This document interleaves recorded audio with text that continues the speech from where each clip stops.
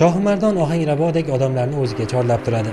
Baland tog'lari, zilol suvlari, go'zal tabiati va eng muhimi ziyoratgohlari kishilarni u yerga borishga, ko'rishga, qalblari huzur halovatini his etishga undaydi. Farg'ona viloyatining anklov hududlari bo'lgan Shohimardon va Yordon qishloqlari shuning uchun ham mashhur.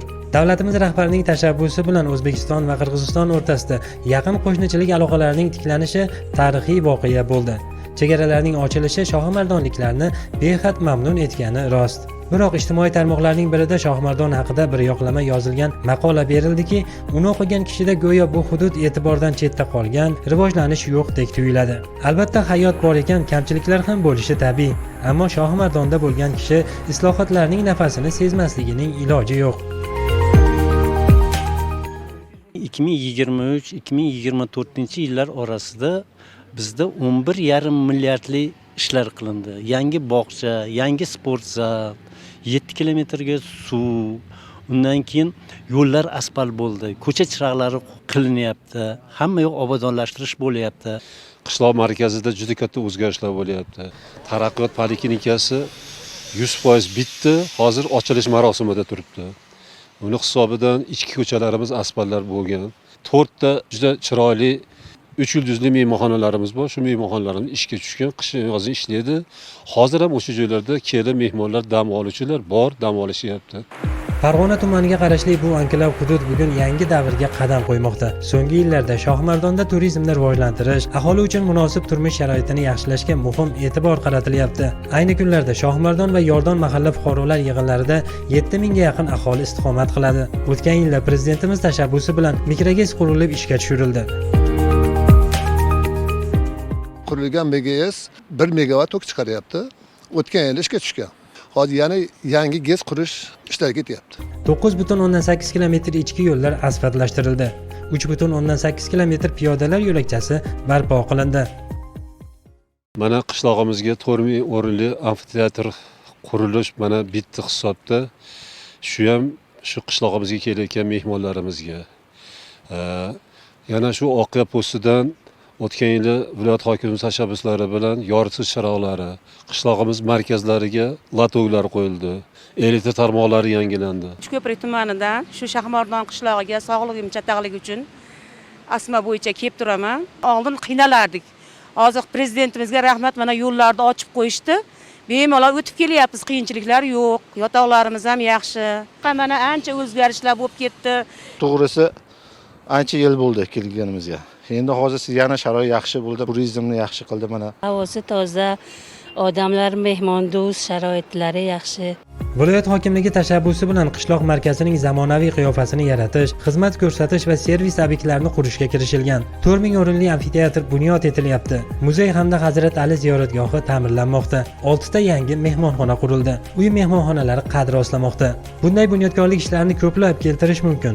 Yaxshisi shohimardonliklarning o'zi gapirsin bu haqida. Yordon Shohimardonimizni mana qarang, hatto prezidentimizni e'tiborda turadigan joyda. Bu ilgari 8-9 yil nariyog'ida yo'limiz ancha muammo edi. Ming marta shukr mutasaddi rahbarlarimizga, avvalambor prezidentimizga tashabbusi bilan shunchalik sharoitlar bo'ldi. Bundaqa narsa u tarixda ham bo'lmagan, bizda o'chmagan. Svet o'chmaydi, svetdan yaxshi. Turizmga yo'l ochilib, ancha ziyoratga keladigan odam ko'paydi. Maroqli hordiq chiqarib ketamiz, tanish bilishlarimizni olib kelamiz. 2 tonnadan ko'mir oldik, davlat hisobidan arzonroqda olib kelib berdi. Ko'mirimiz bor, svetimiz o'chmaydi. Balonli gazimiz mana uzoq bilan 35 kunda keladi. Suvimiz yaxshi. Agar bizning qishloqlarimiz yaxshi bo'lmaganda shuncha yoz bilan buncha ziyoratchi kelmas edi. Qishda ham keladi. Yordon MFI hududimizda biz faoliyat yuritishni boshlaganda hokim yordamchilari 300 dan oshiq migrantlar bor edi. Hozirgi kunga kelib shu 100 xatli o'tash jarayonida 184 nafar aniqlandi. Bu degani bizda hozir uy mehmonxonalar tashkillanib, shu migratsiyadan qaytib kelganlarni shu o'zini markaziga shu subsidiyalar ajratib, kreditlar ajratib, shu uy mehmonxonalarga band qildirib, daromadlarini oshiryapti. O'rta hisobda misol 60 ga yaqin uy mehmonxonasi bo'ladigan bo'lsa, shu 60 ta uy mehmonxonasida kamida 2 tadan odam band bo'lganda ham 120 ta odam shu band xavfsizligini ta'minlanib, o'z daromadlarini oshirib, faoliyatini yuritmoqda. Yana qaytib kelayotgan migrantlarga shu respublikamiz rahbariyatimiz tomonidan mana imtiyozli kreditlar, subsidiyalar ajratib, dehqon xo'jaliklari tashkil qilinib, shu Rossiya Federatsiyasida topgan yo bo'lmasa boshqa davlatda topgan daromadni shu o'zimizning qishloqda, MFI hududida topish imkoniyati yaratib berilyapti. Shohimardon mahalla fuqarolar yig'inida asosan driverimiz turizm va chorvachilik hamda malinachilik. Hozirgi kunda mana muhtaram prezidentimizning tashabbusi bilan 2024-yildan mana yangi mehmonxonalar, shunga o'xshash yangi turistik zonalar qurilishi start berildi. Hozirda davom etib amalga oshib kelmoqda. Buning natijasida Shohimardon mahalla fuqarolar yig'inidagi ishsiz aholini doimiy ish bilan ta'minlash va band qilishimiz bizga juda mana shu driver ma'qul bo'ldi. Chunki hozirda 2024-yilda o'sha turistik mavsumda kuniga 4 ming aholidan yo'sa yozning o'rtalarida 7 ming 8 minggacha aholi keldi. Bu degani o'sha har bir ishsiz fuqaroni ish bilan ta'minlash uchun juda katta imkoniyatlar bo'lyapti. Hozirgi kunda Shohimardon mahalla fuqarolari ishsizlar, undan tashqari migratsiyada yurgan fuqarolarimiz qaytib o'zimizda mana shu faoliyatni amalga oshirishyapti. Masalan, uyga uy mehmonxonasi yoki o'sha savdo sotiq, shunga o'xshash faoliyatlar bilan shug'ullanib kelmoqda.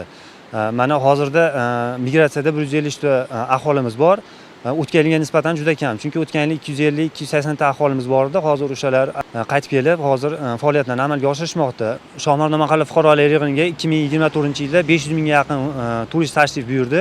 2025-yilda endi buni 2 barobarga ko'paytirmoqchi. Chunki bir mavsumda keladigan bo'lsa, endi o'sha yilning 4 mavsumida bu yerga jalb qilish amalga oshirilmoqda. Hozirgi kunda Shohimardon mahalla fuqarolar yig'inida 24 ta yirik mehmonxona bor. Undan tashqari mini hostellar bor. Undan tashqari 50 dan ortiq uy mehmonxonalari faoliyat yuritib kelmoqda. 2024-yili Shohimardon Yordon qishlog'i o'ramida 3 ta transformator punkti yangi qurildi. 12 kilometr havo tarmog'i tortildi. Shohimardon va Yordon xalqiga ishlayotgan 56 transformator punkti mavjud bo'lib, undan hamma transformatorlarimiz mukammal ta'minlandi. Shohimardonimiz nihoyatda aziz joy, odamlari ham undan azizda. Chunki haligi el duosini qudrati balki qazoni yengadir degan gap borda. Biz shukronalikda aytmasak kim aytadi bizga? Iloyim yurtimiz tinch, osmonimiz musaffo bo'laversin iloyim. Shohimardonda bugun munosabat shunday. Bu insonlarning jon kuydirib, kuyinib gapirishlari bejiz emas albatta. Chunki guvohi bo'lganingizdek o'zgarishlar, yangilanishlar, bunyodkorlik ishlari ko'p hududda. Shukronalik, minnatdorlik hissi bor shuning uchun yurtdoshlarimizda. Jahon turizm amaliyotidan kelib chiqib bu go'zal maskanlarning asl qiyofasini saqlab qolish va shuning zamirida mehmonlar uchun qulay shart-sharoitlar yaratish ustuvor vazifaga aylangan. Imkoniyatlardan samarali foydalanib, har bir oilani daromadli qilish chora-tadbirlari belgilangan. Yaxshisi siz ham Shohimardonga keling va samimiy hamda do'stona qalb nigohi bilan boqing yon atrofga.